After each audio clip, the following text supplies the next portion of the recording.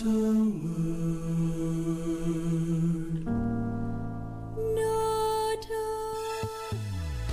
matagpulong kinabuhian ta, bisan karos ang asang napita.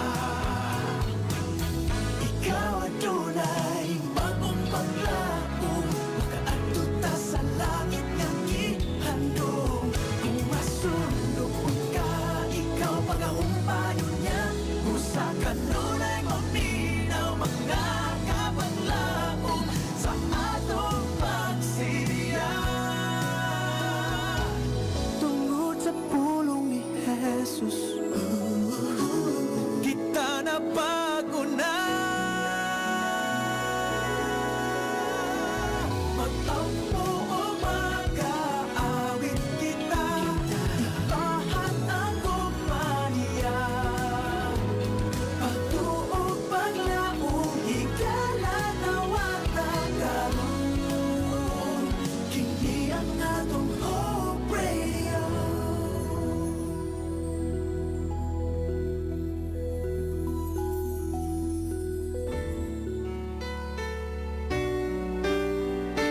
Mga kapaglaom, ania ang programang magahatag kanimo og kadasig paglaom gikan sa balaang kasulatan. Pamalandong sa kabuntagon, matag adlaw alas 5:15 hangtod sa alas 5:45. Dinhi lamang sa imong Hope Radio. Ug karon, ania ang imong kapaglaom.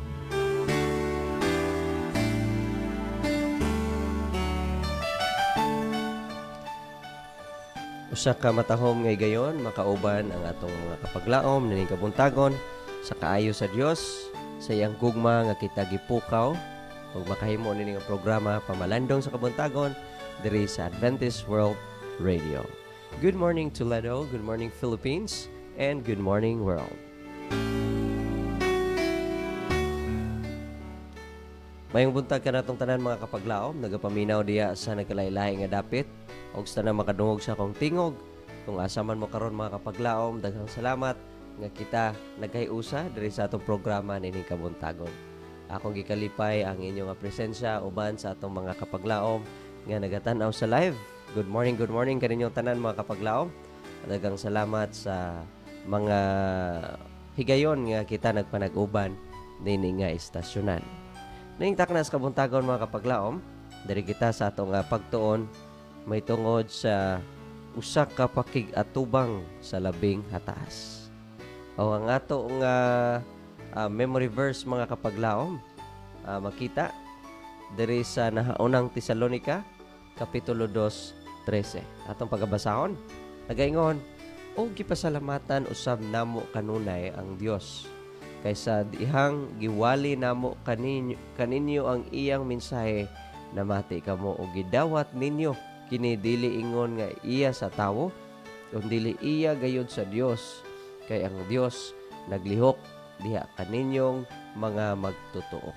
So mga kapaglaom, ato karong pagatun-an kining eksperyensya sa mga disipulos o apostoles labi na ni Apostol Pablo ngadto sa Tesalonica mga kapaglaom nga iyang gipaabot ang mensahe sa Ginoo. O kini nga mga mensahe mga kapaglaom wala una-unaan sa mga tao nga kini gikan lamang sa tao kundi gikan gyud sa Dios. Akong gihangyong tanan nga atong giduko atong mga ulo alang sa usa ka pinasay nga pagampo, magampo kita mga kapaglaom.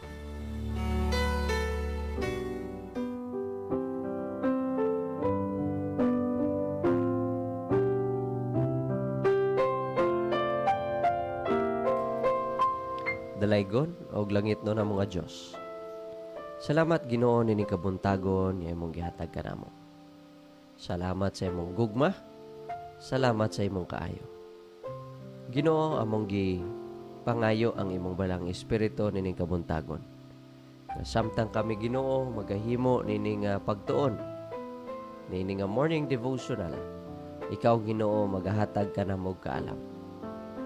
Ginoo, wala kami arang masabtan kung wala ka sa among kinabuhi. Gani ikaw Ginoo magapataliwala dinhi kanamo ngadto sa among mga kapaglaom nga nagitag matahong nga mensahe karon nga kabuntagon. Among gitugyan kanimong tanan, o ginaot kami adunay makatunan, nining among mubo nga devotional. Kinatanan among gihangyo, pasalamatang madawat, sa ngalan o gahom ni Ginoong Hesus nga mong personal nga manuluwas. Amen. Niningatak na kapaglaom ato sang paminawon ang usa ka awit.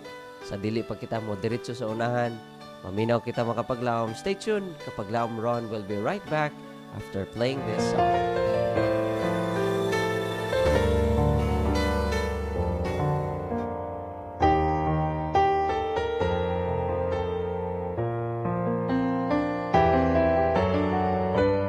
Duul ng pagbalik ni Jesus,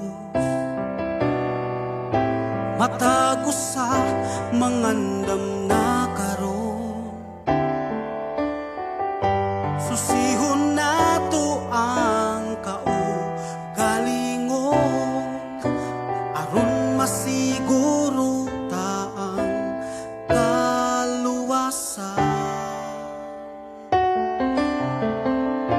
Ipahat ang mensahe sa uban, aron di na kita kapaninglan. Bisan sila magbalingog, lingog lang, basta ang importante nga sila masultihan. Ikaw lang ug ako sa hukmanan ni Kristo, matag sa hukman, maayo man o dautan. Paninguhaa, subay kayod sa dalan niya, kinabuhing gayon maangkon ta.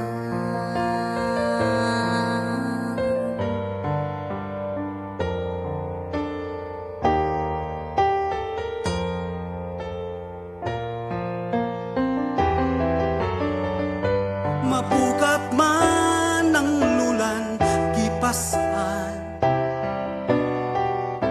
isugid lang kang Jesus ang tanan. Ayaw lamang gayud pagduha-duha, andam siya mo pasaylo sa tanang salata. Ikaw lang ug ako sa hukmanan ni Kristo, matag sa hukman, maayo man o dautan. Paninguhaa, subay gayud sa dalan niya, kinabuhing dayon.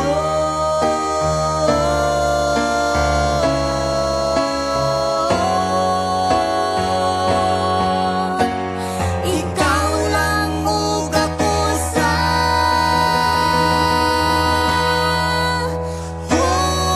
hukmanan ni Kristo, matago sa hukman, maayo man o dautan. Paninguhaa, subay gayud sa dalan niya,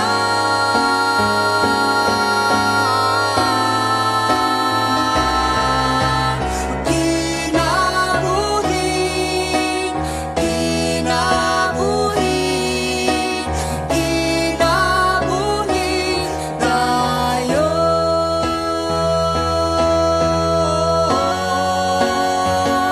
maangkon ta.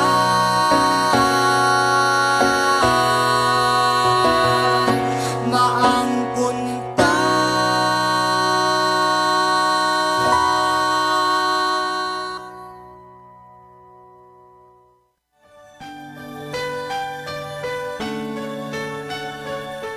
Kinabuhing dayon maangkon ta. What a wonderful song mga kapaglaom atong nadungog din kabuntagon.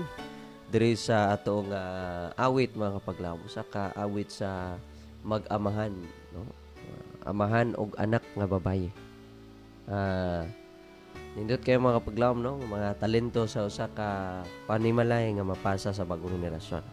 Atong tanaw sa mga kapaglaom, atong mga nagapaminaw sa or nagatanaw diri sa live, atong i-check kung sila ba aktibo og nabatay mga naghatag og comments. Yes, ato ara si Kapaglaom Ruflo Lagnason. Good morning Kapaglaom Ron. Good morning sab kanimo Kapaglaom, mayong pagpaminaw.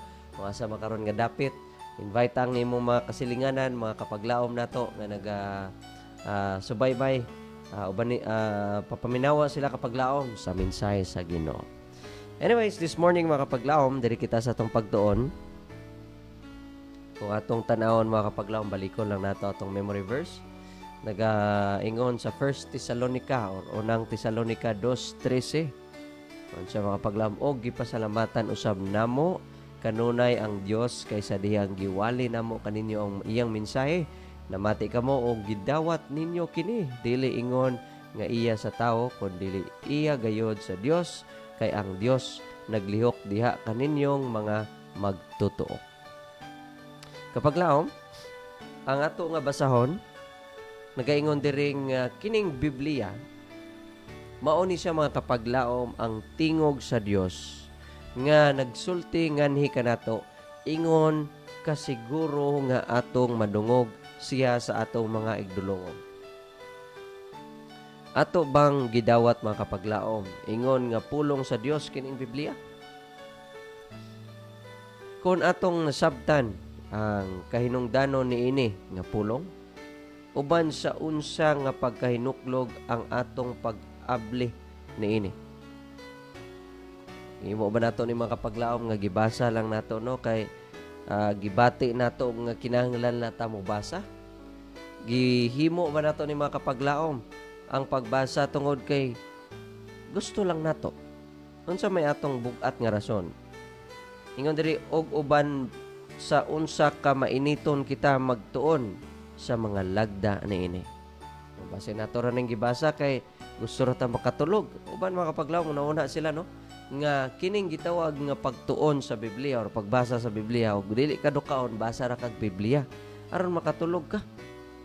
Pero mga kapaglaom, giingon diri nga ang pagbasa day sa Biblia or bisan pa ang pagpamalandong sa kasulatan, isipon ingon nga pakig-atubang sa labing nga taas.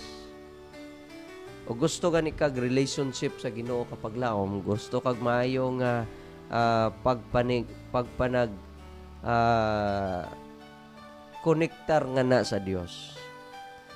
Ang pamaagi nga pwede nato or ang usa ka paggawi nga kinahanglan nato mga kapaglaom kining pagbasa o pagpamalandong sa kasulatan.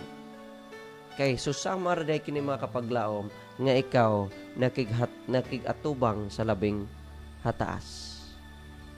Ingon diri ang pulong sa Dios may usa ka mensahe kanato nga tumanon, usa ka tumo nga pagatun-an sa makugihon ug uban sa usa ka espiritu nga gusto mo dawat sa mga kamatuoran nga nagsulat alang sa pagtambag ni adtong kang kinsa moabot sa katapusan sa kalibutan. So kini mga kapaglaom, ang mensahe niini katong modawat mga kapaglaom sama nga nag-andam lang silang kaugalingon nga ila din gipaabot ang moabot sa katapusan sa kalibutan. Walay lain kundi lang anak sa tao.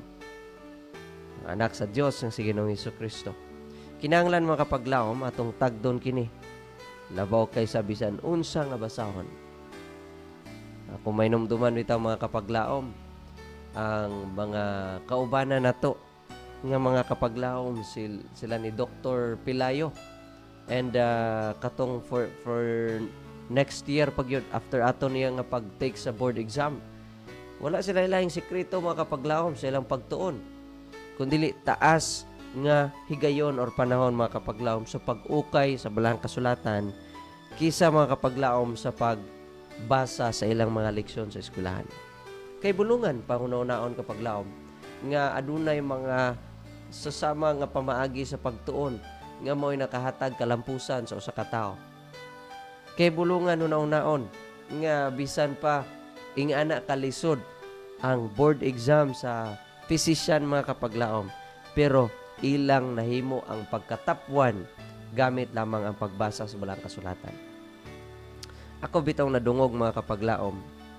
This year, si Dr.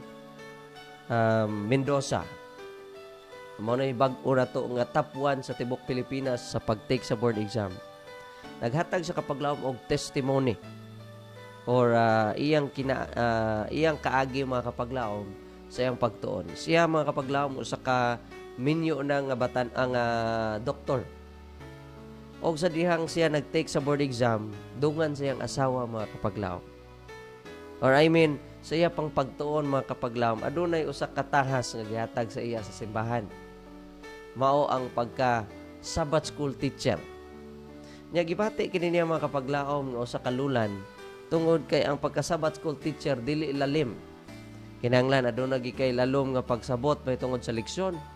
Og alang kaniya mga kapaglaom makakuha kuno ni og panahon sa iyang pagtuon sa pagkadoktor. Maapikihan siya mga kapaglaom sa oras. Kay bisan pagani ang uban nga mga nag-take sa board exam katong panahon silang pag-review mga kapaglaom, inuras ilang lihok. Magtuon sila, magkaon sila kinahanglan, maura na nga mga minuto ang ilang kuhaon sa ilang pagpaligo, maura na mga kapaglaom aron nga makover nila ang mga pagtulunan ni kinahanglan nilang itun-an. Pero sa iya mga kapaglaom, bisan pa una-una siya kabug-aton or gimbug-aton sa mao nga tahas nga gihatag kaniya. Yang giuna-una mga kapaglaom nga tungod kay para kini sa Ginoo mas labing maayo nga iya kining tumanon. Gani yang gibuhat mga kapaglaom, yang gidawat ang challenge. Nga nahimo siyang Sabbath school teacher og sa matag semana. Instead mga kapaglaom nga ihatag pa niya, i-google niya sa pagtuon sa iyang mga leksyon sa pagkadoktor. Gitahatagan niyang panahon mga kapaglaom ang pakigkonektar sa Ginoo sa matag adlaw aron masabtan niya ang lesson study sa simbahan. Pamubo na tong istorya mga kapaglaom. Gitagaan sa Ginoo og usa ka pribiliyo nga mahimong pinaka taas nga ratings sa board exam diri sa tibok Pilipinas. Una-una kapaglaom no ang mahimo sa usa ka koneksyon nato sa Ginoo pinaagi sa pagtuon o sa pagsabot sa mga pulong. O kung tumano nato kini kapaglaom, atong makita gyud ang kausaban sa atong kinabuhi. Sa atong pag-abli sa Biblia, atong itandi ang atong mga kinabuhi. Sumala sa mga gikinahanglan niini. Himuon natong tukma sa kabubuton sa Dios mga kapaglaom atong kinabuhi. Pagsukod sa atong kinaiya, pinaagi sa dako nga moral nga sukdanan sa pagkamatarong. Ang kinabuhi ni Kristo nga naghatag kinabuhi sa kalibutan, anaa sa iyang pulong. Pinaagi sa iyang pulong nga giayon ni Jesus ang masakiton og pagpagula sa mga yawa. Pinaagi sa iyang pulong iyang gipalinaw ang dagat o gibanhaw ang minatay. Ug ang mga tao nagpamatuod nga iyang pulong adunay gahom. So kinsa man ta mga kapaglaom sa atong panahon karon nga moingon ta nga walay kapuslanan ang pagtuon sa Biblia. Ngas mismo sa panahon nila mga kapaglaom bisan lang sa pulong ni Ginoong Hesus mga kapaglaom. Sa pulong siya nga nagagawa sa baba ni Ginoong Hesukristo. Kini sila mga kapaglaom adunay mga kaibulungan nga mga gimbuhat. Adunay pagpagula sa yawa, adunay pagpalinaw sa dagat, adunay pagbanhaw sa mga minatay. Nga dili mismo mahimo makapaglaom sa bisan unsa nga teknolohiya or kadato. Iyang gisulti ang pulong sa Dios. Ingon sa pagsulti niini ngadto sa tanang mga manalagna, mga magtutuo or mga magtutudlo sa daang tugon. Ang tibok Biblia mausa ka pagpakita kang Kristo, tuburan kini sa atong gahom. So mga kapaglaom, kung adunay quotation or adunay saying nga nagaingon, more prayer, more power.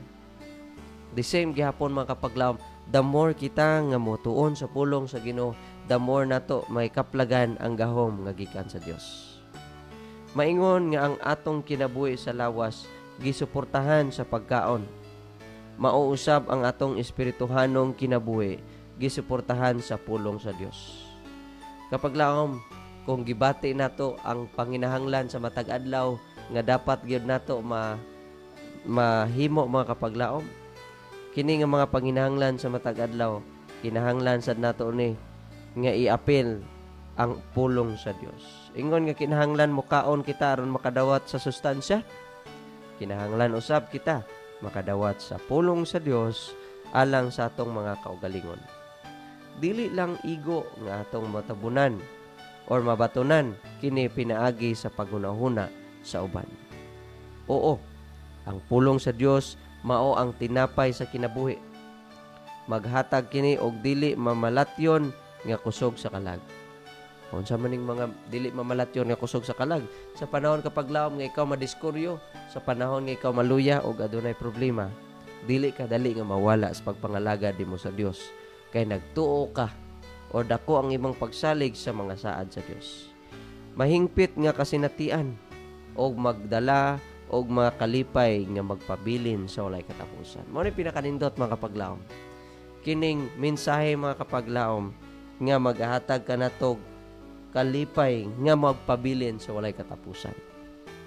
So nining kabuntagon mga kapaglaom, ang pagbasa sa Biblia mao ni siya'y pakig-atubang sa labing hataas. Ang pagtuon sa pulong sa Dios mao ni siya'y usa ka pamaagi nga kita makaistorya dito sa Ginoo mga kapaglaom. Kita makakonek sa Ginoo at the same time mga kapaglaom ang Ginoo makig-istorya kanato. Usa ka pagpadasig ngadto sa atong tanan. So sama sa mga nabuhat dito sa Tesalonica nga silang tanan mga kapaglaom namati og ilag yung gidawat ang mga mensahe ni Pablo nga sila isip kini mga kapaglaom mga mensahe nga gikan sa Dios.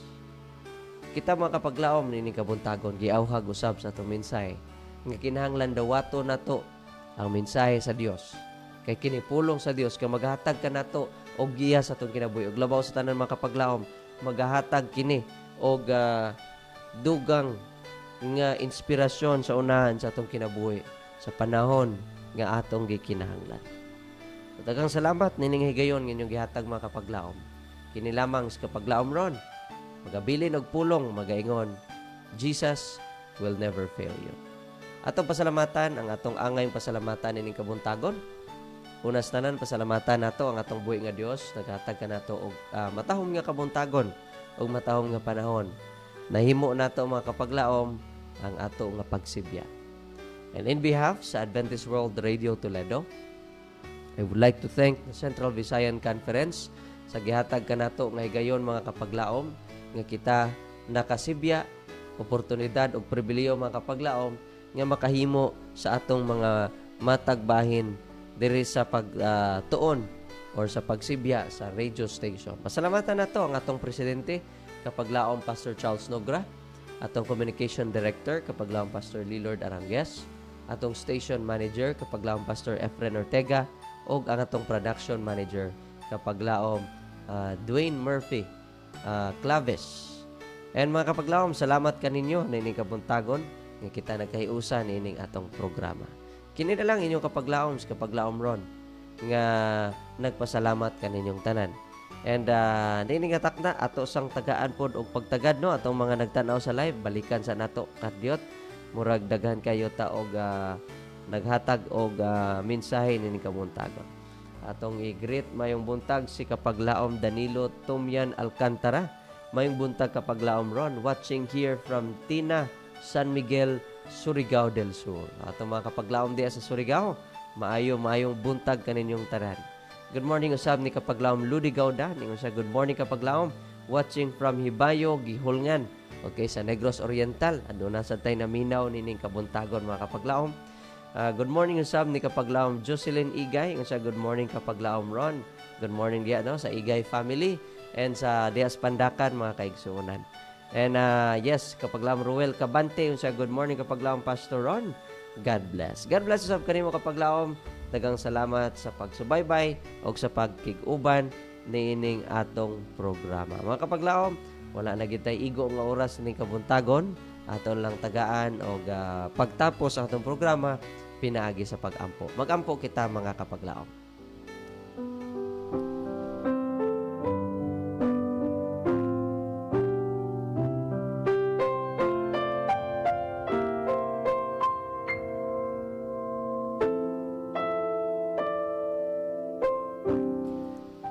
Among dalaygon og maluluyon nga Dios. Ginoo ning kabuntagon. Nako ang among kalipay nga among nahimo ang matahom nga programa. Salamat Ginoo sa imong pagpahinomdom kanamo. Nga sa panahon kami muukab sa balang kasulatan, himuon kini namo nga usa ka sagrado nga sama kaming nag-atubang kanimo. Among nabati nining kabuntagon ang pagkinahanglan nga istorya di kanimo pinagi sa imong mga mensahe sa balang kasulatan. Gamita kini sa matag adlaw Ginoo ang mao mensahe nga magpahinomdom kanamo sa among obligasyon, sa among responsibilidad sa pakigistorya sa imo Dios, kay kini makaayo sa among tagsa kakasing-kasing o kini uyon sa imong kabubuton. Ginoo, nagaduol kami nimo ning kabuntagon, nagapangayo ka pa sa iluhan sa among sala. Uban sa among mga panginahanglan sa matag adlaw paghangyo, i-provide ka namo o Dios. Mingon man ang mga kapaglaom nagkinahanglan kanimo sa tanang panahon. Ginoo, among gitugyan among kinabuhi diha kanimo. Pasayloa kami sa among sala. Kining tanan Ginoo among gihangyo, ilaw mang madawat tungod lamang sa ngalan ug gawmi ni Hesus. Amen.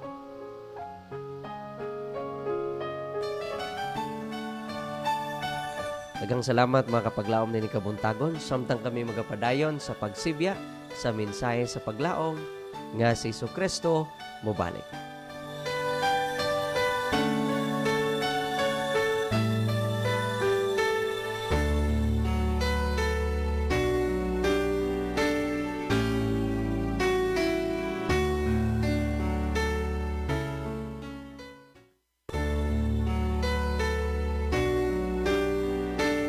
Mga kapaglaom, imong nadunggan ang pamalandong sa kabuntagon dinhi lamang sa imong Hope Radio.